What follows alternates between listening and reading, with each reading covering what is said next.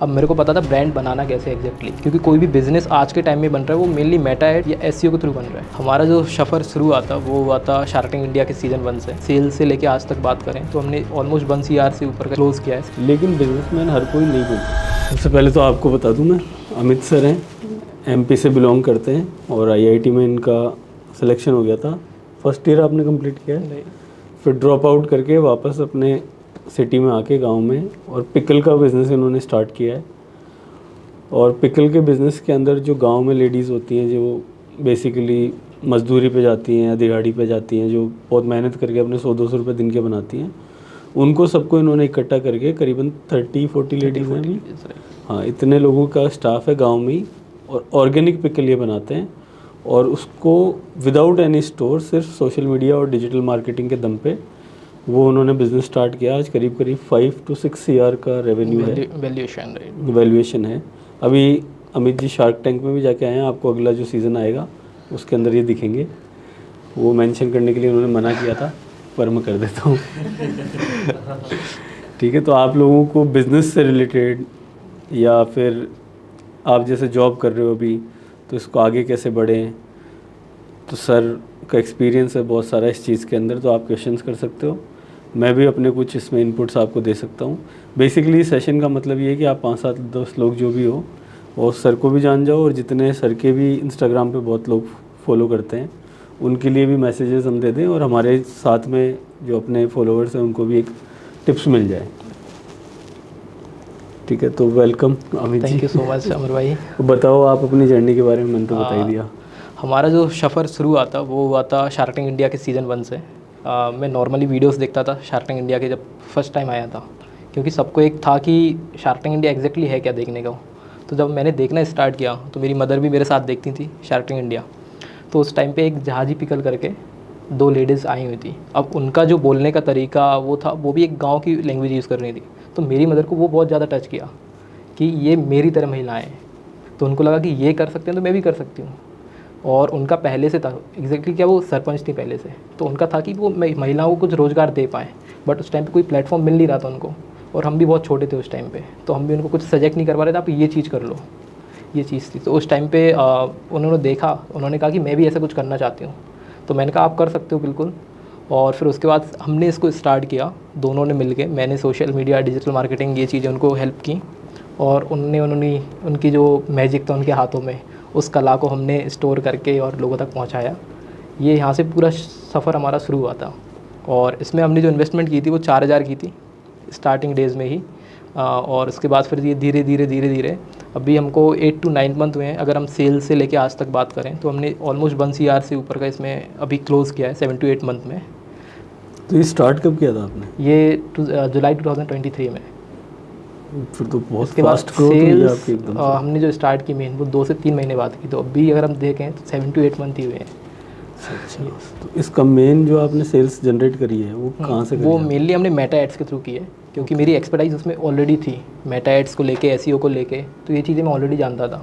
अब मेरे को पता था ब्रांड बनाना कैसे एग्जैक्टली, तो वो चीज़ों पे मैंने मेन फोकस किया। मेटा एड्स हमने शुरू किया था, और उस टाइम पे मेरा ये था कि मेरे को पैसा उस बिज़नेस में ज़्यादा नहीं लगाना है, बहुत कम पैसे पे इसको लगाना है, क्योंकि मेरे को पता नहीं था। मैं फर्स्ट टाइम कोई बिज़नेस कर रहा था, डिजिटल मार्केटिंग एजेंसी में रन करता हूँ, लेकिन मैं बिज़नेस पहली बार कर रहा था। अगर मैन्युफैक्चरिंग का हम बात करें, फूड में बात करें, तो मैं सोच रहा था कि बहुत कम इन्वेस्टमेंट करेंगे। हमने मेटा एड्स चलाए थे 100 रुपये पर डे के हिसाब से, और उस टाइम पे हमको 30-40 ऑर्डर्स पर डे आ रहे थे, जो हमारा 549 और 649 एवरेज ऑर्डर वैल्यू था उस टाइम पे, स्टार्टिंग डेज पे ही। और हमारे पेज पे ऑलमोस्ट 10 to 15 पोस्ट थी। उसमें ही इतना लोगों का ट्रस्ट बिल्ड हुआ, पता नहीं है वो कैसे हुआ, क्या हुआ, मेटा एड्स के थ्रू या जो भी कहें, मम्मा मैजिक, राइट। वो उस तरीके से। तो आपने कहीं ये मेटा एड्स वगैरह जो भी आपने डिजिटल मार्केटिंग का कोर्स किया, तो कहीं जॉब करी थी या कैसे आपने जॉब तो मैं कर ही नहीं सकता था ना, क्योंकि अगर मैं मेरी एज ही उतनी नहीं थी कि मैं जॉब कर पाऊँ। मैंने एक कोचिंग ज्वाइन की थी डिजिटल मार्केटिंग की। वहाँ पे जो सीखने आते थे बच्चे, वो मेरे से ऑलमोस्ट 30, मतलब वो उनकी एज ही 30-40 ईयर्स की थी, और मैं अकेला वहाँ पे 16 ईयर्स का था पूरे बैच में। किसी को पता नहीं था कि मैं 16 ईयर्स का हूँ, क्योंकि मेरी एज के लॉकडाउन के बाद ऑटोमेटिक मेरे बॉडी में चेंजेस हुए, और मैं ऐसा लगने लगा कि 20, 21, 23 के आसपास का हूँ। तो उस टाइम पे उन लोगों को लगा कि हाँ नॉर्मल है, चल रहा। लेकिन वो थे 30-40 ईयर्स के, और मैं 16 ईयर्स का वहाँ बैठ कर डिजिटल मार्केटिंग सीखता था। अभी आपकी क्या एज है? 19 एज है मेरी अभी। 19 पे आप करोड़पति बन गए कह सकते हैं। तो डिजिटल मार्केटिंग का कोर्स कितने ड्यूरेशन का था ये? 3 मंथ का कोर्स था मेरा। फिर उसके बाद में आपने सीधा उससे पहले मैं फ्रीलांसिंग ऑलरेडी करता था घर पे ही। मतलब जब मैंने आईआईटी का प्रिपरेशन कर रहा था उस टाइम पे मैंने उसको छोड़ के मैं फ्रीलांसिंग करने लगा था घर पे ही। तो फ्रीलांसिंग करते करते फिर मैंने जो पैसा जमा किया उसको आके इंदौर आके मैंने अपनी मार्केटिंग एजेंसी सेटअप की इंदौर में 16 की एज में, और फिर बस वहीं से स्टार्ट हुआ। उस एजेंसी में कितने लोग थे आपको? अभी कितने हमारे टाइम पास आपने हो गया 12 आपको to चलाते 15 लोग काम करते हैं मेरी एजेंसी में। तो कितना टाइम हो गया आपको एजेंसी इसको हो गया 2 to 3 ईयर्स हो गए हैं। तो 3 इयर्स तक आपने सिर्फ डिजिटल मार्केटिंग की कंपनी रन करी है। और मेटा एड्स में आपका एक्सपर्टीज़ है? उसमें मेरा स्टार्टिंग से है, उसमें तो मेरे को 4 to 5 ईयर्स हो चुके हैं ऑलमोस्ट करते करते हैं। क्योंकि मैं अपनी लीड्स वहीं से जनरेट करता था मेनली, और मैंने उसको बहुत डीपली सीखा है मेटा एड्स को। क्योंकि कोई भी बिज़नेस आज के टाइम में बन रहा है वो मेनली मेटा एड्स या एसईओ के थ्रू बन रहा है। स्टोर्स की तरफ लोग बहुत कम अभी जा रहे हैं कि ऑफलाइन जाने का थोड़ा, क्योंकि वो बहुत सप्लाई चेन, उसमें प्रोसेस बहुत लंबा है और उसमें जो पैसा रुकता है वो 30 to 45 डेज़ तक रुकता है। तो लोग अभी मेनली मेटा पे ही काम कर रहे हैं और मैंने बहुत पहले सीख चुका हूँ वो चीज़ें मैं। बस अब ये है कि अब इसको अपडेट करते रहते हैं टाइम टू टाइम। इसमें जैसे हमने भी ट्राई किया था, मैं आपको मेरा पर्सनल एक्सपीरियंस बताऊं तो हमने करीबन 20 लाख रुपए पर मंथ मेटा पे स्पेंड किए थे। ये लास्ट ईयर की बात है, करीबन 4 से 5 महीने। लेकिन हमारा वो रिज़ल्ट नहीं आ पाया। तो वो डिपेंड करता है कि आप कितने एक्सपर्टीज़ उसमें है, और दूसरा वो कैसे आप टारगेट कर रहे हो। अब उसमें ये रहता है कि मेनली आप किन से करवा रहे हो, कौन लोग हैं, उनका क्या बैकग्राउंड है, एग्जैक्टली क्या वो कर सकते हैं, वो किस ऑडियंस को टारगेट कर रहे हैं, कैसे लोगों को टारगेट कर रहे हैं। हो सकता है आपकी ऑडियंस अलग हो और वो कोई और ऑडियंस को टारगेट कर रहे हो। आपने बोला कि स्टूडेंट को टारगेट करना है, वो बट ऐसे स्टूडेंट को टारगेट कर रहे हो जो उस फील्ड के है ही नहीं, तो वहाँ पे भी वो पैसा जा ही रहा है ना। वेस्ट पैसा ऐसे ही होता है मेनली। और लोग इसलिए धंधा बहुत जल्दी बंद कर देते हैं इसी चक्कर में। आपने बोला 20 लाख आपने पर मंथ इन्वेस्ट किया, अब आपने सोचा मेरे को रिजल्ट नहीं मिल रहे हैं तो आप ड्रॉप कर दोगे इस चीज़ को छोड़ो, मेरे को नहीं करना है। तो यही मेन फेलियर होने लगे हैं आज के टाइम में। राइट। अभी आपको पता चल गया सारा कि कितना पहले कोचिंग करी है, फिर 3-4 साल खुद की एजेंसी स्टार्ट करी है बहुत मुश्किल से। ये जर्नी मैंने खुद ने जी है तो मेरे को पता है, ये जब हम बोलते हैं तो बहुत इजी लगती है, बट इतना आसान होता नहीं है। आप लोगों को कोई क्वेश्चंस करने हैं जिससे आपको हेल्प मिल सके? आप में से कोई तो डिजिटल मार्केटिंग वाले ही हो आप ज़्यादातर। तो नरेंद्र, जैसे आपको आगे क्या प्लानिंग है उसके बारे में पूछना हो, या कैसे कुछ आपका कुछ एम हो? डिजिटल मार्केटिंग से मैं तो बहुत दूर हूँ। डेवलपमेंट का ही तो है आपका काम। डेवलपमेंट में और डिजिटल मार्केटिंग में डिफरेंस है। वो तो है, लेकिन जैसे अभी भाई जैसे आप अभी जॉब कर रहे हो, 1-2 साल आप ये करना चाहते हो, आगे बिजनेस से रिलेटेड आपका कुछ हो, फ्रीलांस से रिलेटेड कुछ करना चाहो, तो वो क्वेश्चंस आप कर सकते हो और उसके अंदर इनकी हेल्प आपको मिल सकती है। मैं तो आपने बताया कि आप ऐसे मेटा एड्स के अंदर आपकी काफ़ी ज़्यादा एक्सपर्टीज है और आप काफ़ी टाइम से कर रहे हो। तो एक जैसे हमारे जो व्यूअर्स हैं उनके लिए एक फ्रेमवर्क बता दो कि कोई अगर अपना नया प्रोडक्ट चालू कर रहा है, जैसे वो फूड सेंट्रिक प्रोडक्ट है, एग्जांपल के लिए अपन लेते हैं, तो उनके लिए क्या फ्रेमवर्क होना चाहिए उनके एड स्पेसिफाई करने का? मेन मैं जो कहूँगा कि अगर अभी के टाइम में अगर आप ऐड रन कर रहे हैं या कुछ भी ऐसा कुछ कर रहे हैं तो मेनली यूजीसी कंटेंट पे फोकस करें। मेन जो अभी के टाइम में है, अब ग्राफिक्स का और जो पोस्ट का टाइम गया कि पोस्ट करके और उसको फिर ऐड रन कर देते एक ग्राफिक को, वो टाइम अब जा चुका है। अब लोग कनेक्ट करते हैं वीडियोस के थ्रू। आप आपके बिज़नेस के थ्रू या आपका फूड बिज़नेस है या कोई भी बिज़नेस है उसको लेके आप वीडियोस बनवा सकते हैं। यूजीसी कंटेंट हम जिसको कहते हैं, ईजिली आप इन हाउस भी बना सकते हैं और आप किसी एजेंसी के थ्रू भी हायर कर सकते हैं। उन एड्स के थ्रू आप वीडियो ऐड रन करें और देन उनका 4 से 5 दिन तक एनालाइज़ करें कि आपको क्या रिज़ल्ट मिल रहा है एग्जैक्टली। उस 4-5 दिन के डेटा को आप आपके उसमें शिफ्ट कर सकते हैं कि इस डेटा को अब मैं अपने आगे वाले मेन जो ऐड रन करूँगा उस डेटा में यूज़ करूँगा इस चीज़ को। क्योंकि आपको 4 से 5 दिन एनालाइज़ करने में चला जाएगा और उस ऐड जब रन होता है ना तो वो डेटा को कलेक्ट करता है। पहले जो आपने टारगेट ऑडियंस डाली होगी वो डेटा पूरा कलेक्ट होगा। देन उस डेटा को आपको देखना है कि उसको एनालाइज़ करना है कि ये डेटा मेरे पास आया है, अब इसमें से किन किन लोगों को आपको दिखाना है फिशो का ऐड, मेनली जो आपको दिखाना है। इसी में मैं ऐड करूँ आपको, जैसे ये तो आपका स्पेसिफिक मेटा एड्स का हो गया कि मेटा एड्स से आप अपना प्रोडक्ट ऐसे सेल कर सकते हो। अभी जो मैंने एक्सपीरियंस करा मेरी लाइफ में वो ये है कि आपका जो भी प्रोडक्ट है ना, अगर आपके पास उसमें एक्सपर्टीज़ है तो अभी सोशल मीडिया इतना पावरफुल टूल आपके पास है कि आपको प्रोडक्ट को पहले कहीं ले जाना होता था आज से 20 साल पहले, तो बहुत मुश्किल था कि आप जयपुर में बैठ के कहीं बॉम्बे में कोई आपका प्रोडक्ट खरीदे, क्योंकि वो इन्फॉर्मेशन वहाँ तक पहुँच ही नहीं पाती। लेकिन आपकी सर्विस बेस्ड इंडस्ट्री है या आपके प्रोडक्ट में भी बहुत दम है और अगर आपको सच में उसकी नॉलेज है तो आपको अगर प्रोडक्ट बेचना है तो I think sharing that information with right people and through podcast या फिर अपने आप वीडियोस बनाओ, वो आपको बहुत अच्छा बिजनेस में ग्रोथ दिलाते हैं। कन्फ्यूज़न अभी जो सोशल मीडिया का हो रहा है, जो सुसाइड्स वगैरह भी आप देख रहे हो कि इन्फ्लुएंसर बन जाते हैं, 20-50-60 हज़ार फॉलोअर हो जाते हैं, पर उनको पता ही नहीं अब करना क्या है। राइट। कॉस्टिंग आपकी 5-6 लाख रुपए मंथली आनी है, लेकिन वो रेवेन्यू उतना आ नहीं रहा, भले ही आपके 2 लाख 3 लाख फॉलोअर हो जाऊँ तो वो भी पैसा बन नहीं रहा। तो वो हैंडल क्यों नहीं कर पाते? क्योंकि उनको वो इन्फ्लुएंस करके ही पैसा कमाना चाहते हैं और वो स्ट्रेटेजी जो है ना वो कहीं ना कहीं गलत हो जाती है। आप पहले किसी भी चीज़ के एक्सपर्ट बनो, उसके बारे में आप इन्फ्लुएंसर बनो और मीनवाइल आप अपना बिजनेस सेटअप करो, प्रोडक्ट सेटअप करो या सर्विस सेटअप करो। जैसे मैं आपको एक एग्जांपल दूँ, एक सीए हैं वो राहुल मलोदिया, आपने सबने सुना होगा, देखा होगा, यहीं रहते हैं पास में।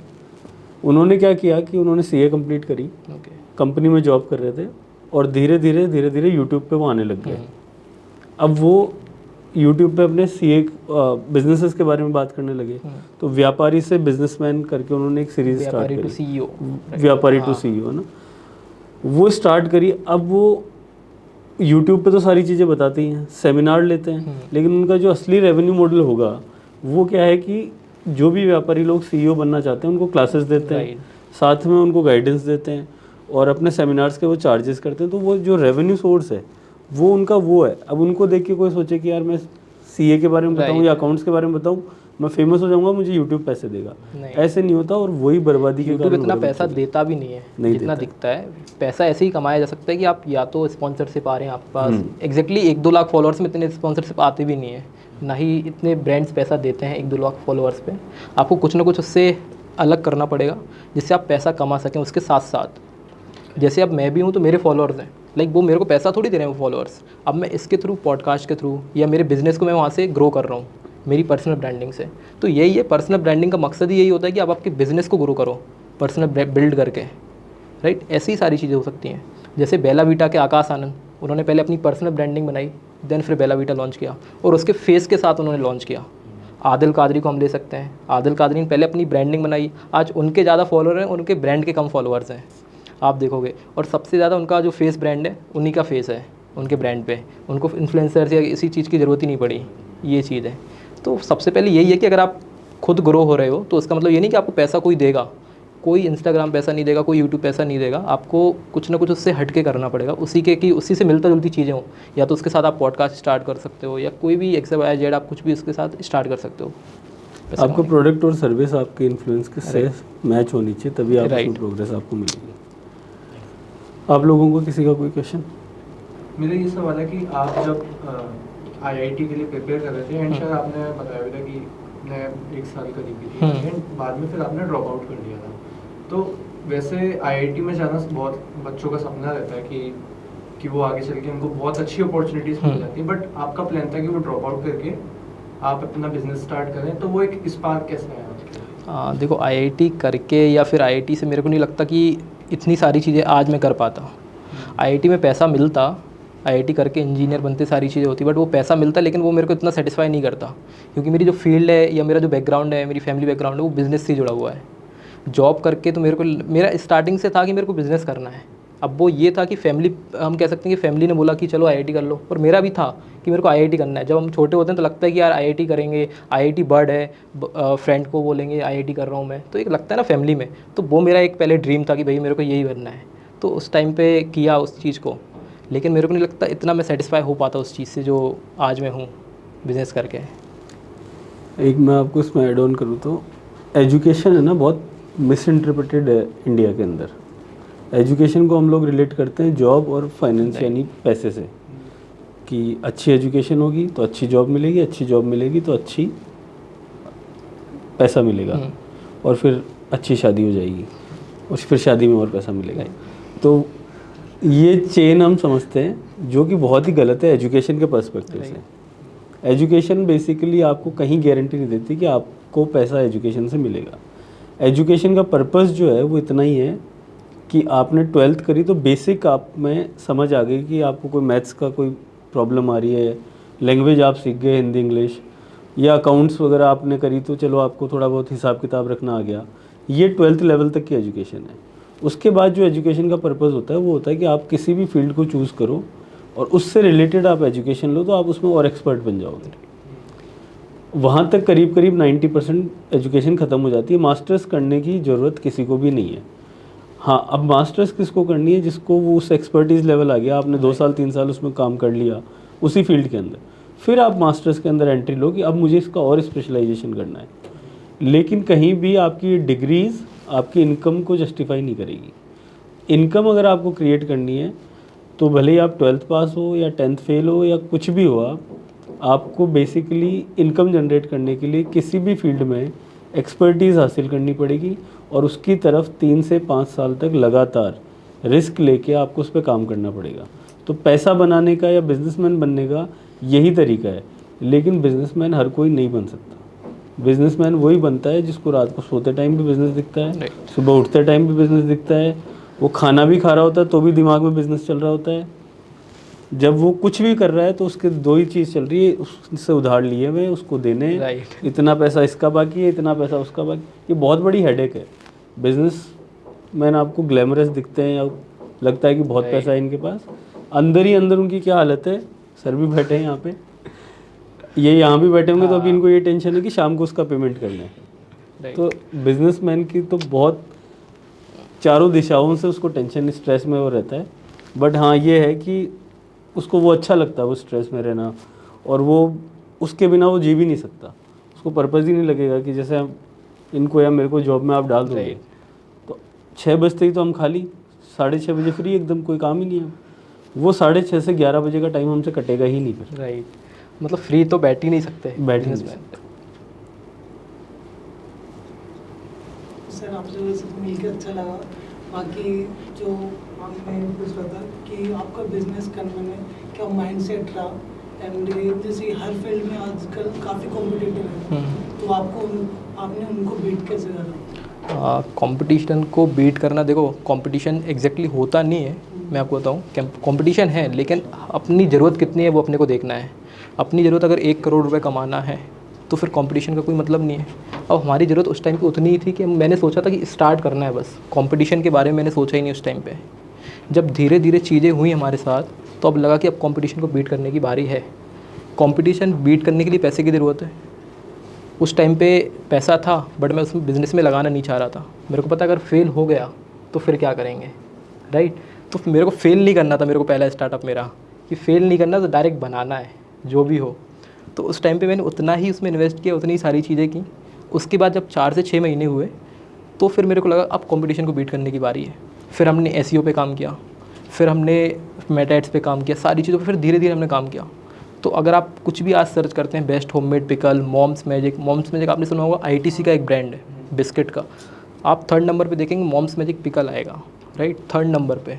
जबकि आईटीसी का कितना बड़ा ब्रांड है और हम तो कुछ है ही नहीं उनके आगे। तो आज 3rd नंबर पे हम उसके आगे भी रैंक करते हैं। बेस्ट होममेड पिकल आप सर्च करेंगे तो भी आएंगे, best homemade pickle in MP UP इस तरीके से सर्च करेंगे तो भी हम आएंगे। बट ये कि अभी हम धीरे धीरे सारी चीज़ें कर रहे हैं। एकदम से करने से कोई सेंस नहीं बनेगा। एकदम से क्या होता है, जब एकदम से ग्रोथ होती है तो इतने ही दम से गिरते हैं। जबकि अगर बेसिक अपना जो बेस है उसको मजबूत करके करेंगे काम तो फिर वो लॉन्ग टर्म बिजनेस चलेगा। इसलिए हम बहुत स्लोली काम कर रहे हैं हर एक चीज़ को।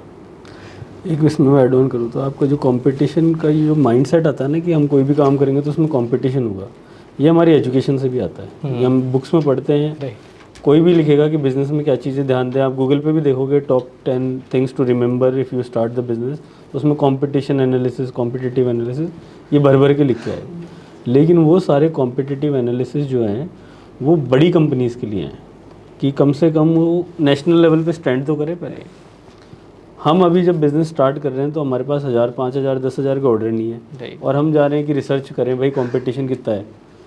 आप अपने प्रोडक्ट पे ध्यान दो। आपका प्रोडक्ट अगर जानदार होगा तो आसपास का कंपटीशन तो आप ख़त्म कर लोगे।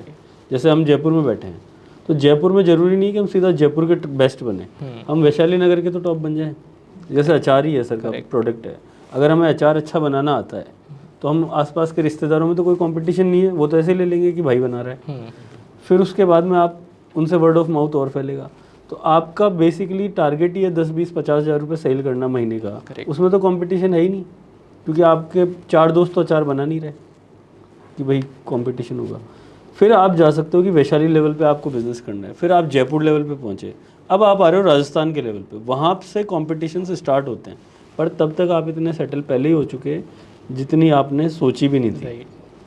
और ये जर्नी 3-4-5 साल में कंप्लीट हो जाती है। और 5 साल बाद तो बिज़नेस करना सीखता है आदमी। जब 5 साल उसके पूरे हो जाते हैं ना बिज़नेस में, जैसे मेरे को अभी 10 साल हो गई, अभी भी मुझे लगता है कि अब मैं सीख रहा हूँ, अब मुझे पता लग रहा है कि बिज़नेस की बारीकियाँ क्या है। लास्ट मंथ भी मैं यही सोच रहा था कि यार अब तो मैंने कुछ गजब ही डिस्कवर कर लिया, अब मुझे पता लग गया कि बिज़नेस करना कैसे। इतने दिन तो मैं बेवकूफ़ी था। तो ये जर्नी है एंटरप्रेन्योरशिप, मैराथन है, ये बहुत लंबी रेस है, कभी ख़त्म नहीं होती और कंपटीशन से ये शुरू नहीं होती। जैसे आप क्रिकेट खेलोगे, क्रिकेट के अंदर आप क्लब लेवल पे जाओगे तो वहीं कंपटीशन थोड़ी आ गया आपका। आप क्लब की टीम के अंदर आ गए, वहाँ तक कंपटीशन नहीं है। स्टेट जब आप खेलोगे तब आपको पता लगेगा कि अब यार पूल 5000 बच्चों का, उसमें से 11 बच्चे सेलेक्ट होंगे। लेकिन क्लब क्रिकेट तो फ़न के लिए खेलते हो आप। तो बिज़नेस अगर आप फ़न के लिए कर सको तो स्टार्ट करो, नहीं तो मत करो। कंपटीशन वगैरह ये सब इलॉजिकल बात है स्टार्टिंग में। बेस मजबूत करते हैं। बेस अपने प्रोडक्ट पे दम बनाओ, तो वो 50 लोग भी खरीदें, वो खुश हो जाएं, तो 500 लोग अपने आप ले आएंगे आपके पास। सर जैसे आप अभी डिजिटल मार्केटिंग एजेंसी रन कर रहे हैं, तो अगर जैसे किसी को भी बेस से चालू करनी है आज प्रेजेंट टाइम पे, तो उसके लिए क्या क्या मतलब कैसे चालू करें? देखो, डिजिटल मार्केटिंग बहुत ब्रॉड है। पहले तो उसमें आपको एक नीचे लेना पड़ेगा, आपको करना क्या एग्जैक्टली। अब आपको एग्जैक्टली करना क्या थोड़ा आप मेरे को बताएंगे तो मैं उसमें एक्सप्लेन कर पाऊँगा, क्योंकि डिजिटल मार्केटिंग तो बहुत ब्रॉड है। Brand building, okay. तो देखो, ब्रांड बिल्डिंग में अगर आप जीरो से स्टार्ट करना चाहते हो कोई भी बिज़नेस को, सबसे पहले उसका पेज बिल्ड कर लो, 10-50 पोस्ट उस पर डालो अपने ब्रांड के बारे में। बस डालना है, उसका प्रोडक्ट का फ़ोटो रिलीज़ नहीं करना है। बस ब्रांड एग्जैक्टली हमने ये ब्रांड क्यों बनाया और ये क्या काम करेगा। देन उसके बाद 30 to 40 जब अपने पास थोड़ी सी ऑडियंस आ जाए अपने पेज पे, देन फिर अपने प्रोडक्ट के आपके प्रोडक्ट को भी काम करते रहना है आपको, कि इसको कैसे क्या लॉन्च करना है, क्या करना है। जब अपने पास ऑडियंस आ जाए देन प्रोडक्ट को लॉन्च करो। उससे क्या होगा कि आपका पेज बनने से पहले आपके पास बहुत सारी ऑडियंस आ चुकी होगी आपके पेज पे ऑलरेडी, और जब आप उसको लॉन्च करेंगे तो ऑलरेडी आपके पास ऑर्डर्स डायरेक्टली आ जाएंगे। लोग क्या करते हैं, प्रोडक्ट बना के रख लेते हैं, अच्छी खासी इन्वेस्टमेंट लगा के फिर पेज बनाएंगे, देन फिर उसमें ऐड रन करेंगे और फिर वो सोचेंगे। उसमें क्या होता है, 1 से 2 महीने तक सेल्स आती ही नहीं है, और वो मेटा एड्स का खर्चा बहुत लंबा पहुंच जाता है, आदमी वहीं ड्रॉप कर देता है उस चीज़ को। पर सर जैसे आपने बताया कि ये एड्स को अगर मतलब अपन पहले ऑडियंस, तो वो पहले ऑडियंस बनेगी कैसे जब तक अपना प्रोडक्ट सामने नहीं आएगा? वो क्या देख के आएगी अपने ऑडियंस? आपको कुछ नहीं करना है, आपको बस एक ब्रांड का नेम सोचना है कि ब्रांड हमारा क्या है, उसका पेज क्रिएट करना है। ब्रांड एग्जैक्टली करने क्या वाला है इन फ्यूचर, पहले ब्रांड के बारे में डाल दो, देन ब्रांड करने क्या वाला है, 10 पोस्ट इसके बारे में डालनी, देन धीरे धीरे आप 10 से 20 पोस्ट आपके प्रोडक्ट के बारे में डालते जाओ कि ये प्रोडक्ट है क्या। कुछ करना नहीं है कि सेल नहीं करना है, बस लिखते जाओ लॉन्चिंग सून, कमिंग सून, इस तरीके से सारी पोस्ट को डालना है। इससे क्या होगा, ऑडियंस वहाँ पे रुकेगी कि एग्जैक्टली लॉन्च क्या होने वाला है। समझ रहे हैं, आपकी एग्जैक्टली लॉन्च करने क्या वाली हैं लोग, वहाँ पे ऑडियंस को रोक के रखना है। देन फिर जब आपको लगता है कि अच्छी खासी ऑडियंस हमारे पास आ गई जो बाय कर सकती है हमारे प्रोडक्ट को, देन उस प्रोडक्ट को लॉन्च करना है हमको। ये प्रोडक्ट का बेसिकली इससे पता मेरे क्या को होगा? लग रहा है कि आपका क्वेश्चन ये है कि कोई ब्रांड लॉन्च करना हो तो उसके लिए क्या करें, हाँ, है ना। अपना नया कंपनी स्टार्ट करनी हो तो उसमें सेल्स कैसे लेके आए स्टार्टिंग? स्टार्ट की थी जब आप जैसे देखो, मैं आपको मेरा बताता हूँ कि मैंने कैसे किया एग्जैक्टली। हमने पेज बनाया, जिस दिन हमने सोचा शार्क टैंक की वीडियो मेरी मदर ने देखी, मेरे को बोला करना है, मैंने पेज बनाया तुरंत रात में। नहीं, आप कंफ्यूज हो रहे हो। वो आपकी डिजिटल मार्केटिंग कंपनी आपने कैसे स्टार्ट की? अच्छा, उसके डिजिटल बारे में। मार्केटिंग कंपनी शुरू करना है, ओके ठीक है। डिजिटल मार्केटिंग कंपनी शुरू करने के लिए तो बहुत ईजी है। अब इसमें क्या होता है कि आपको सर्विसेज देखनी है। मेन अभी ट्रेंड में क्या चल रहा है, पॉडकास्ट चल रहा है, राइट। अब डिजिटल मार्केटिंग में आप क्या कर सकते हो कि scripting, content creator, photographer, videographer, ये सारा देखो डिजिटल मार्केटिंग क्या बहुत ब्रॉड है, इसमें सब कुछ आता है जो आपको करना है। मेन इसमें सोशल मीडिया मार्केटिंग का आप प्रपोजल रेडी कर सकते हो। मैं वर्क फ्रॉम होम के लिए बता रहा हूँ जस्ट अभी, ठीक है ना। वर्क फ्रॉम होम के लिए आप आपका प्रपोजल रेडी करो, आप पिच करते रहो, टाइम टू टाइम अप्रोच करते रहो लोगों को, लिंक्डइन के थ्रू, मेल के थ्रू, कोल्ड मेल हम जिसको कहते हैं, और इंस्टाग्राम के डायरेक्ट पेजेस के थ्रू आपके, कि हम ये सर्विस प्रोवाइड करते हैं सोशल मीडिया मार्केटिंग। मंथली हमारे ये पैकेजेस हैं और ये हम आपको प्रोवाइड करेंगे। आप ये देखो कि कंपटीशन में लोग 25,000 में, 50,000 में क्या प्रोवाइड कर रहे हैं, और उससे थोड़ा सा ज़्यादा आप प्रोवाइड करो 25,000 में, क्योंकि आप स्टार्ट करने वाले हो, आपको बिल्ड करना ही चाहिए, राइट। तो वहाँ से क्लाइंट ईजिली मिलते हैं, और सोशल मीडिया मार्केटिंग पे क्लाइंट मतलब भरे पड़े हैं कि एजेंसीज़ के पास आने के लिए हम भी आज 1 से 1.5 लाख रुपए पर मंथ चार्ज करते हैं सोशल मीडिया मार्केटिंग के लिए, खाली पोस्टिंग के लिए, मेटा एड्स के लिए, बस इनफ। और लोग पे करते हैं इस चीज़ के लिए। एक मैं जो आपको बताऊंगा कि अपना पेज तो बनाओगे, सब कुछ करोगे, लेकिन ना ये देखो कि अभी जैसे आप 6:37 फ्री हो जाते हो, तो 3 घंटे के लिए कोई ऐसा बिजनेस आसपास में कौन चला रहा है जो अभी लॉन्च हुआ हो। राइट। सेल्फ एम्प्लॉयड कोई बंदा हो, जैसे कोई डॉक्टर ने नया क्लिनिक करा हो अभी यहाँ पे, आप उससे जाके बात करो कि सर आपका मैं पेज बनाता हूँ, आपके वीडियोस बनाता हूँ, हम इन्फॉर्मेटिव ऐसे ऐसे गेम खेल सकते हैं। तो वो बोलेंगे यार मैं तो आपको पे क्यों करूँ, आपका प्रोफाइल, आपको हो गया सर अभी तो कोई प्रोफाइल नहीं। 5,000 10,000 रुपये मंथली भी अगर वो देने को रेडी हो रहा है तो आपके पास पहला क्लाइंट आपको मिल गया। पहला क्लाइंट क्रैक करना और उसको सस्टेन करना, अगर ये काम आपने कर दिया तो आपका बिजनेस चल पड़ा। फिर आपके पास 1+1+1+1 आते रहेंगे। और आपकी ब्रांडिंग से ज़्यादा आपको ध्यान देना है कि क्लाइंट की ब्रांडिंग कितनी होगी। अगर एक बार आपके क्लाइंट की छोटी दुकान बड़ी हो गई तो आपको फिर कोई नहीं रोक पाएगा। मैंने तो सोशल मीडिया स्टार्ट करने के लिए जो मैं एज ए क्लाइंट पर्सपेक्टिव मेरा है, क्योंकि मैं तो मेरे पास बहुत लोग आए हैं जिन्होंने सोशल मीडिया की सर्विसेज जिनसे हमने ली है, तो मैंने यही देखा है कि जो बड़ी कंपनीज हैं वो हम भी अफोर्ड नहीं कर सकते और उनके पास भी टाइम नहीं है उतना क्रिएटिव के लिए।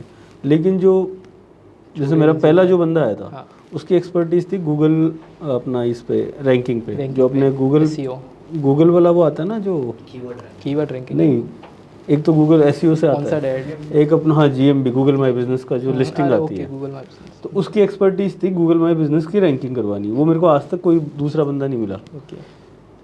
तो हमारा जब बिजनेस स्टार्ट किया था तो हमारे पास क्लाइंट था ही नहीं। फिर आइल्स कोचिंग इन जयपुर, ये हमारा पहला कीवर्ड, ये मैं आपसे बात कर रहा हूँ 2015-16 की। तो ये कीवर्ड गूगल माई बिजनेस पे टॉप पे जयपुर में दिखने लग गया। वो लड़का मेरे से 3,000 रुपये महीने के लेता था, तो मैंने उसके हाथों हाथ 5,000 कर दिए, क्योंकि वो कीवर्ड रैंक करने से जहाँ मेरी कोचिंग में 2 बच्चे महीने के आते थे, मेरे पास 20 स्टूडेंट महीने के आने लग गए। तो मेरा रेवेन्यू तो उसने 20 फोल्ड्स बढ़ा दिया। फिर उस लड़के ने धीरे धीरे अपनी एजेंसी स्टार्ट कर ली और आज वो बहुत अच्छा कर रहा है। उसके बाद में जो वीडियोस के लिए आए थे वो भी बहुत अच्छा कर रहे हैं। तो जितने भी इंडिविजुअल्स आए हैं तो आप ऐसे स्टार्ट कर सकते हो। ये मेरे लाइफ एक्सपीरियंसेस हैं कि जो बच्चे किसी भी चीज़ में एक्सपर्ट है ना, उसकी सर्विस आप घंटे 2 घंटे घर पे बैठ के किसी भी क्लाइंट को दो, और अगर वो सक्सेसफुल होगा तो आप 100% होगा। अगर आप कर सकते हो तो आप फ्री में भी उनको काम दे सकते हो। मतलब स्टार्टिंग का 1 मंथ आप फ्री कर सकते हो अगर आपके पास टाइम है कि चलो मेरे को स्टार्ट करना है और क्लाइंट्स बनाने हैं। मैंने जब स्टार्ट किया था वर्क फ्रॉम होम ही किया था, जब मेरी एज 15-16 थी, तो तब मैंने फ्री काम किया क्लाइंट्स के लिए। जितने भी काम किए मैंने सबको फ्री काम किया है। कम से कम मेरे पास 300 से 400 क्लाइंट्स थे उस टाइम पे जब मैं घर से काम करता था, और घर पे ही मैंने 3 से 4 लोग और रख लिए कि भाई आओ आप और काम करो। ऐसे काम होता है। मतलब आप फ्री काम दोगे ना तो वो खुद रेफ़र करते रहते हैं, भाई ये बहुत अच्छा बंदा है, आप इससे करवा सकते हो। मैं तो पॉलिटिशियंस के साथ काम करता था। पॉलिटिशियन जो होते हैं MP MLA, मतलब 15 की एज में मैं उनके काम कर रहा था, सोशल मीडिया हैंडल्स कर रहा था उस टाइम पे। ये रहता है। मैं कहूँगा कि लोग बोलते हैं कि हर अचार में माँ का, मतलब माँ का मैजिक है या जो भी है, और भी ब्रांड्स बोलते हैं, लेकिन हमारा जो USP है ये कि हम वुमेन को सपोर्ट कर रहे हैं, मेन वुमेन को एम्पावर कर रहे हैं। हम ये नहीं कहते हम कुछ अलग हैं, हम ये कभी नहीं कहते कि हम दूसरे ब्रांड से अलग हैं। बस हमारा ये है मेन कि हम नो प्रिजर्वेटिव, हम प्रिजर्वेटिव इस्तेमाल करते ही नहीं हैं, हम सीधा बोलते हैं। और इसमें क्या होता है, बहुत सारे ब्रांड्स हैं वो बोलते हैं कि प्रिजर्वेटिव यूज़ नहीं करते, लेकिन एग्जैक्टली वो प्रिजर्वेटिव यूज़ करते हैं। और हमारे जो पिकल्स बनते हैं वो 3 to 4 डेज़ के बैचेस में बनते हैं, हर 3 से 4 दिन में। जिससे क्या होता है, अगर हम एक साथ बना के रखेंगे तो फिर वो वुमेन को एम्पावर कौन करेगा। अगर एक महीने में हमने 10 टन बना के रख दिया तो फिर वो वुमेन क्या करेंगे बैठ के। हम क्या करते हैं 3 से 4 दिन में बैचेस में हमारे पिकल्स बनते हैं। अब यही हमारा, हम कह सकते हैं ये हमारा USP है, क्योंकि कोई ब्रांड ऐसा नहीं कर रहा है कि 3 से 4 दिन में बैचेस में पिकल्स को बना रहा हो। इससे क्या होता है, पिकल्स फ्रेश भी रहते हैं और वुमेन को एम्पावर टाइम टू टाइम मिलता है डेली बेसिस पे। इससे ये नहीं होता कि 10 वुमेन आज काम कर रहे हैं कल 20 काम करेंगे। इससे होगा कि एक साथ सारी वुमेन काम कर रहे हैं। पहले हम उनको 10 से 15 दिन दिखाओ कि एग्जैक्टली हम काम कर क्या करने वाले हैं आपके पेज पे, आपकी वेबसाइट पे। अगर आप उनको दिखा दोगे और समझा दोगे तो वो आपको बिल्कुल पैसा देंगे। अगर आप कहेंगे सर मैंने सर से बात की, सर आपकी ये है, सर हमारा ये प्रपोज़ल है, आपने उसमें पेमेंट भी लिख दिया, तो सर नहीं आएंगे। सर को मैं डायरेक्टली समझाऊँ कि सर हम इस तरीके से काम करेंगे आपके पूरे वेबसाइट पे, आपके पेज पे, इस तरीके से ग्रो करेंगे, तो सर को लगेगा हाँ एग्जैक्टली काम होगा। देन आप उनसे पैसे की बात कर सकते हो और वो खुद कहेंगे आप कितना पेमेंट लोगे मैं दे दूँगा। ये रहता है। आज मेरे साथ बहुत सारे इन्फ्लुएंसर हैं जो अपना ब्रांड बना रहे हैं, जिनका हम खुद काम कर रहे हैं, बहुत सारे इन्फ्लुएंसर्स हैं जिनका मैंने अभी परफ्यूम ब्रांड पे भी काम किया हुआ है, तो उनको कुछ नहीं पता, जस्ट उनका फोकस था कि मेरे को बिज़नेस स्टार्ट करना है, ये परफ्यूम ब्रांड है, इसको ग्रो कैसे करना है। अब मैंने उनके साथ 10 दिन तक मीटिंग की। अब वो इन्फ्लुएंसर ऐसे कि वो प्रोड्यूसर है, उनको टाइम है नहीं, बस उनके पास पैसा है कि मेरे को स्टार्ट करना है। मैंने उनको 10 दिन तक प्लान समझाया कि सर हमारा ये प्लान है, हम ऐसे ऐसे एग्जीक्यूट करेंगे सारी चीज़ों। वो समझ गए, हमने उनको प्लान दिया, क्लाइंट बन गए वो हमारे। यही चीज़ें होती हैं। आप थोड़ा सा उनको समझाना पड़ेगा। आप उनको डायरेक्ट पेमेंट बताएंगे सर हम इतना चार्ज करते हैं, तो वो ऐसे नहीं होगा। और फर्स्ट क्लाइंट के लिए ज़रूरी है आसपास में देखो अपना Right. ऑफिस, और रेफरेंस से पहुंचो, 2-3 क्लाइंट बन जाएंगे आपके डॉक्टर्स 1-2 को तो महीने बहुत में। जल्दी और कनेक्ट करो, आपको- वो लीड के लिए बैठे हुए हैं। Google my business, main Google my business आप कर सकते हो मेन डॉक्टर्स के लिए। तो अभी जैसे आप दोनों ने ही अपना बिजनेस सेटअप वगैरह कर लिया, तो मेरे को ये जानना था कि आप लोग सक्सेशन प्लानिंग कैसे करते हो कि अब इतने टाइम तक ये पर्टिकुलर टास्क मैं हैंडल कर रहा हूँ। Okay. जैसे आपके केस के अंदर आपकी मॉम ही अभी तक हैंडल कर रही है पूरा जो ये, तो आप इस पूरी चीज़ को कैसे और सक्सेशन प्लान कैसे करते हो? हमारा ऐसा रहता है कि हम 2 से 3 महीने का एक प्लान बनाते हैं पूरा, कि इस तरीके से इसको एग्जीक्यूट करना है। अब ये जो मेरा पिकल वाला बिजनेस है, ये पूरा ऑटोमेटिक मोड पे है। डिजिटल मार्केटिंग सर्विसेज मेरी टीम देखती है। जो पिकल बनाना, प्रोडक्शन वाला हाउस जो है वो मेरी मदर देखते हैं, तो वैसे मेरा कोई रोल नहीं है। वैसे इसमें 2 से 3 महीने तक हम पूरा प्लान बना लेते हैं कि इस प्लान में ये कंटेंट बनेगा, ये चीज़ें हम करने वाले हैं, इस तरीके से एग्जीक्यूट करना है, या जो भी प्लान हमारा रहता है 3 महीने में, हम 3-3 महीने के बेसिस में उसको पूरा बना के फिर उसको सौंप देते हैं। मतलब मेरे को कोई इसमें रोल नहीं है। फिर प्रोडक्शन वाला प्रोडक्शन देख रहा है, डिजिटल मार्केटिंग वाला डिजिटल मार्केटिंग देख रहा है। मेरे को यही करना था कि मेरे को बिज़नेस बनाना है और ऑटोमेटिक मोड पे डालना है, और वो एग्जैक्टली हो भी गया। अभी शुरुआत राइट शुरुआत है तो वो हो भी गया, मतलब कह सकते हैं। इसमें मेरा बहुत डिफरेंट है कि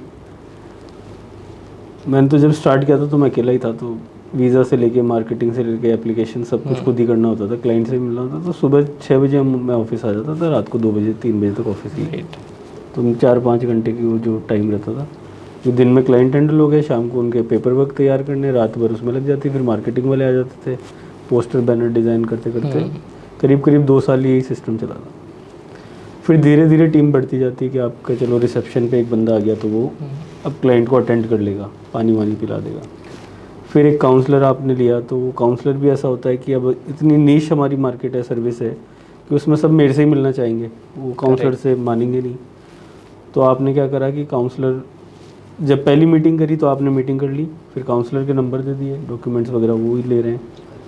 ऐसे धीरे धीरे चीज़ें बढ़ती जाती है और फिर आपके डिपार्टमेंट्स बनते चले जाते हैं। लेकिन इशू फिर भी कंटिन्यू रहता है, क्योंकि हर डिपार्टमेंट को एक चैलेंज आता है और आपकी जो एक्सपर्टीज़ है वो तो वो पूरी नहीं कर पाएगा। बिल्कुल। जैसे अभी इन्होंने कहा मेरी मदर अभी तक प्रोडक्शन संभाल लेती है, लेकिन अगर प्रोडक्शन ही 1 lakh 2 lakh unit per day पे चला गया तो मदर 2 लाख अचार को थोड़ी टेस्ट कर पाएंगी। तो वो वहाँ पे फिर आपको क्या करना होता है कि प्रोसेस इंट्रोड्यूस करनी होती है। वो टाइम टू टाइम अभी जैसे स्टार्टिंग है हाँ। तो उतना हैंडल हो रहा है, बिल्कुल। जैसा लगेगा मैं वही बोला आपको कि अभी स्टार्टिंग है। स्टार्टिंग है वही ना। तो प्रोसेस जो आप इंट्रोड्यूस करते हो ना, तो आप ये देखो, एक इसके अंदर द एंटरप्रेन्योरशिप करके बुक भी है जो आपको प्रोसेसेस के बारे में सारा समझाती है। तो आप जो भी काम करते हो उसको डिटेल से ऑब्जर्व करो, और जिस काम में सबसे ज़्यादा परेशान हो रहे हो कि पूरे दिन भर में मेरे अगर बिज़नेस में ये 3 काम है जिसमें सबसे ज़्यादा परेशानी मेरे को आ रही है, तो उसकी लिस्टिंग कर दो कि इसके अंदर मैं करता क्या क्या हूँ। 1 2 3 4 5 स्टेप्स आपने लिख दिए। फिर उस प्रॉब्लम की जगह किसी बंदे को आप बिठाओ और उसको वो प्रोसेस समझा दो। वो धीरे धीरे उसको पेपर पे भी लेके आओ, उस लड़के को भी सिखाओ जो आपका बंदा है। एक बार वो कवर हो गया, फिर आप दूसरी प्रॉब्लम पे चलो। ऐसे आपके बिज़नेस के 10 या 15 फंक्शन होंगे, उनकी आपकी लिस्टिंग भी हो जाएगी। जैसे अभी आप देखो मैकडी का अगर हम एग्जांपल लेते हैं, तो मैकडी के अंदर बर्गर हम ऑर्डर करते हैं, विदिन 5 मिनट्स डिलीवर होता है। सेम टेस्ट है पूरी दुनिया में, जो भी कहीं भी आप बर्गर खा लो वो सेम आपको मिलेगा। लेकिन अब अगर वो बर्गर बनाने के लिए PhD वाले स्टूडेंट लगते हैं तो मैकडी थोड़ी बन पाता। तो हमारे को कुछ भी करना है तो ये देखना है कि बेसिक बॉटम लाइन ये है कि कोई भी 10th पास एम्प्लॉई अगर हमारे पास आता है तो वो उस प्रोसेस को समझ के वो उसी लेवल तक का आपका वो काम करके दे, वो आपकी प्रोसेस उससे करवाए। जैसे बर्गर अगर मैकडी में बनता है तो उसमें लिखा हुआ था 3 सेकंड्स इस पर रखना है, 10 सेकंड इस पर रखना है, तो उसको इस पर से उठा के इस पर रखना है, इस पर रखना है, और वो टेस्ट मशीन और सिस्टम वो चीज़ फॉलो करवा रही है। वैसे ही अगर आपका बिजनेस है उसको ऑटोमेशन पे आपको लेके आना है। पहली बात तो ऑटोमेशन मिथ है, ऐसा कुछ होता नहीं है। बिजनेस में आपको इन्वॉल्व रहना ही पड़ेगा। आपके लेवल्स बढ़ जाएंगे। जैसे पहले एक स्टूडेंट के लिए मेरे को इन्वॉल्व होना पड़ता था, फिर 100 के लिए, फिर 1000 के लिए। अभी मेरे को गवर्नमेंट के साथ काम करना पड़ता है कि चलो ये पॉलिसी पे काम करते हैं, वो पॉलिसी, लेकिन आप इन्वॉल्व तो रहते ही हो। तो जो प्रोसेस है और सेटअप है उस पर आप फोकस करो, उसको पेपर पे लेके आओ, और उसी से ही आपकी जो टास्क है उसको धीरे धीरे कम करते चले जाओ। फिर डिपार्टमेंट्स बनते जाते हैं और कुछ स्मार्ट लोग आपके पास आ जाते हैं, तो वो टीम संभाल लेते हैं। एक क्वेश्चन मेरा आपसे है कि आप अपने आप को इतना कूल, इतना शांत कैसे रखते वो हैं? इनसे मैंने पूछो, देखा हुआ है उनको आपको मैंने आपको बहुत सारे वीडियोस देखे हुए हैं, मतलब जो आप मेडिटेशन के ऊपर बात करते हैं। हाँ। मैंने भी बहुत सारे सेशन किए हुए हैं मेडिटेशन को लेकर, आर्ट ऑफ लिविंग भी ज्वाइन किया। अच्छा, लेकिन वहाँ पे अच्छा। क्या होता है कि अपन जब ज्वाइन करते हैं ना, तब तक ही सीमित है वो चीज़। जब घर पे आए तो वही प्रेशर फिर होता ही है। एग्जैक्टली इसमें जो मैं आपको बताऊँ, जो आप कह रहे हो मैं समझ गया। उसमें जो मैंने मेडिटेशंस करे हैं वो ओशो से इन्फ्लुएंस्ड काफ़ी Right, मेडिटेशन है। तो जितनी भी स्पिरिचुअलिटी है, मैंने जैसे करीब 2 साल तक ऋषिकेश में टाइम बिताया, कई आश्रमों में मैं रहा, खूब जलेबी दूध खाए हमने। लेकिन उसमें क्या था कि जितने भी वहाँ पे प्रोसेसेस थी वो टॉर्चर प्रोसेसेस मेरे को लगी। जैसे क्रिया योगा है, क्रिया योगा बहुत बेनिफिशियल है, लेकिन जो करवा रहा है वो आदमी ये प्रूव करने में ज़्यादा लगा हुआ है कि आई एम योर टीचर, मैं आपका गुरु हूँ। तो वो आपको कहेगा 1 घंटे बैठो, आप 1 घंटे बैठ गए, अरे इससे क्या होता है 8 घंटे बैठना पड़ेगा। तो आपको जज करना और इस सब में वो बहुत बिजी है। तो फिर मैंने जैसे स्वामी राम है, उनके वो तो अब नहीं है, लेकिन उनकी भी एक प्रोसेस चलती है, वो भी करी। आपके आर्ट ऑफ लिविंग भी करा, क्रियाएं कई उसमें करवाते हैं। फिर धीरे धीरे मैंने एक दिन घर पे ही था, मैं ऐसे मेडिटेशन ही कर रहा था। ओशो का एक मेडिटेशन आया, डायनामिक मेडिटेशन। डायनामिक मेडिटेशन में 4 स्टेप्स हैं। पहला स्टेप है आपका हैवी ब्रीदिंग, मतलब बहुत तेज कैथारसिस ब्रीदिंग जो होती है ना, बहुत ही तेज आपको। उसके बाद में आपका जिब्रेश टाइप का जो भी आपका भाव आ रहा है उसको उंडेलना, मतलब बहुत एक्टिव आपकी एनर्जी लगती है। थर्ड स्टेप आता है उसके अंदर साइलेंस, और फोर्थ आता है उसके अंदर आपका ये डांस। राइट। एक स्टेप में मिस कर गया बीच में, हु मंत्रा का उसके अंदर जैसे आपने जिब्रिश करा, उसके बाद आपको जंप करना है थर्ड स्टेप में, और हु करना है। Who is a Mantra of like basically who नाभि से जब होता है तो आपको बहुत चोट पड़ती है उसके लिए। और उसके बाद आप साइलेंस में जाते हो, then you dance to show your gratitude to the universe. तो ये जो बाकी जितने भी मेडिटेशन प्रैक्टिसेस हैं वो आपको सीरियस करती है।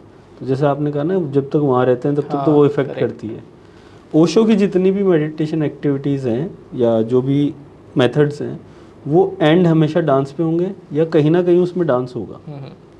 तो वो मेडिटेशन टेक्निक्स ऐसी हैं जो आपको बहुत सरल बनाती है और ईगो आपका बूस्ट करने के बजाय कम करती है और आपको काम करती है। तो ये दोनों जो मेडिटेशन टेक्निक्स में डिफरेंस है, उसकी वजह से ये काफ़ी आपको देखने को मिलता है कि जैसे कुछ भी होता है तो ऐसे कि हाँ ये भी चला जाएगा।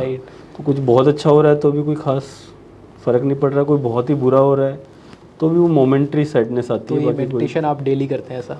हाँ, ये करीब मतलब कंटिन्यू, जैसे मतलब पूरे दिन में से एक टाइम निकालते हैं आप?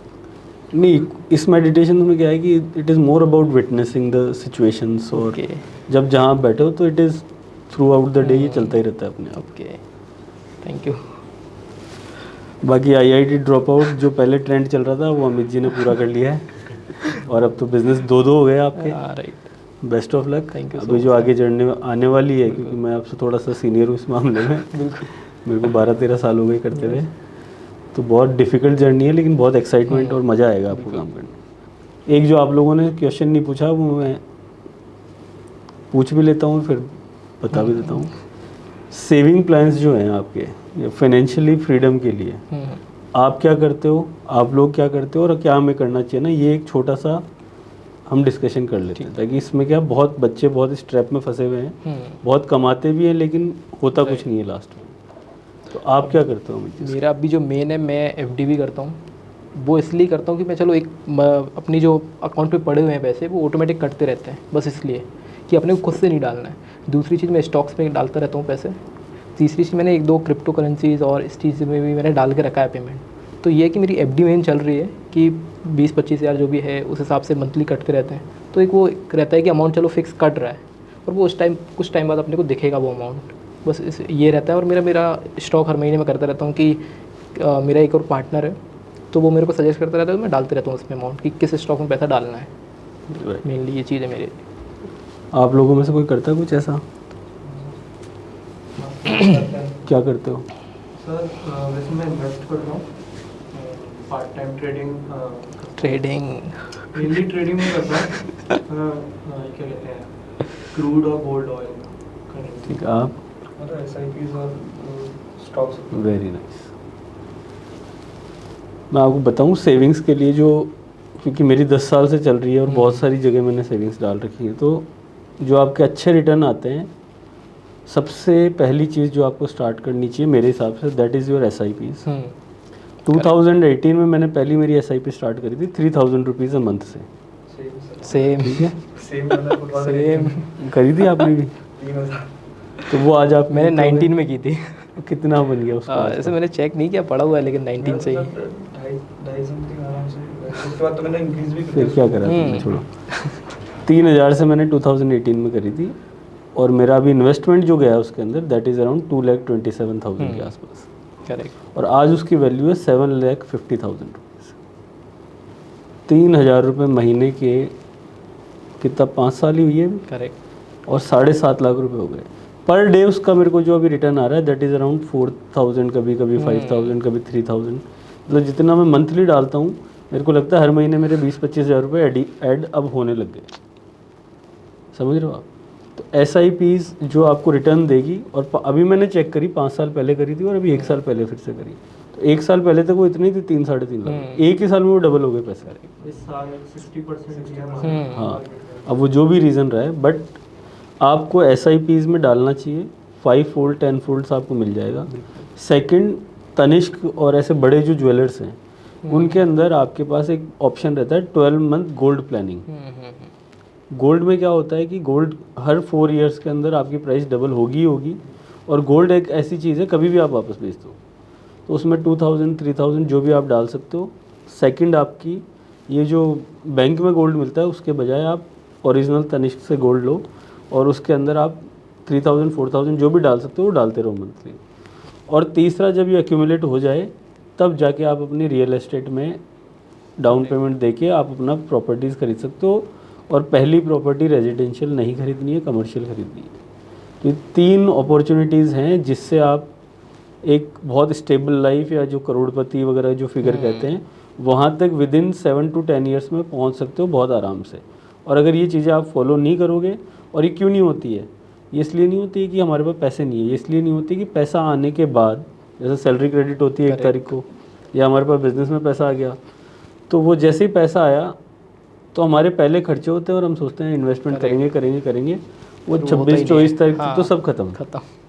इन्वेस्टमेंट वही आदमी कर सकता है जो पहले ये देखे कि ये पैसा आ गया, इसमें से 10-20% जो भी है मेरा, वो मेरा इन्वेस्टमेंट का है, बाकी का जो बचा है वही मेरी इनकम है। तभी आप कर पाओगे, और वही एक चीज़ है जो आपको 8-10 साल में फ्री कर सकती है। नहीं तो मैंने ऐसे लोगों को देखा है जिस जॉब पे स्टार्ट किया है 50-55-60 साल की उम्र तक भी वही कर रहे हैं, और लास्ट में फिर भी कुछ नहीं है। तो उस ट्रैप में आप नहीं फंसो, इसलिए थोड़ा सा मैं शेयर करना चाहता था आपसे।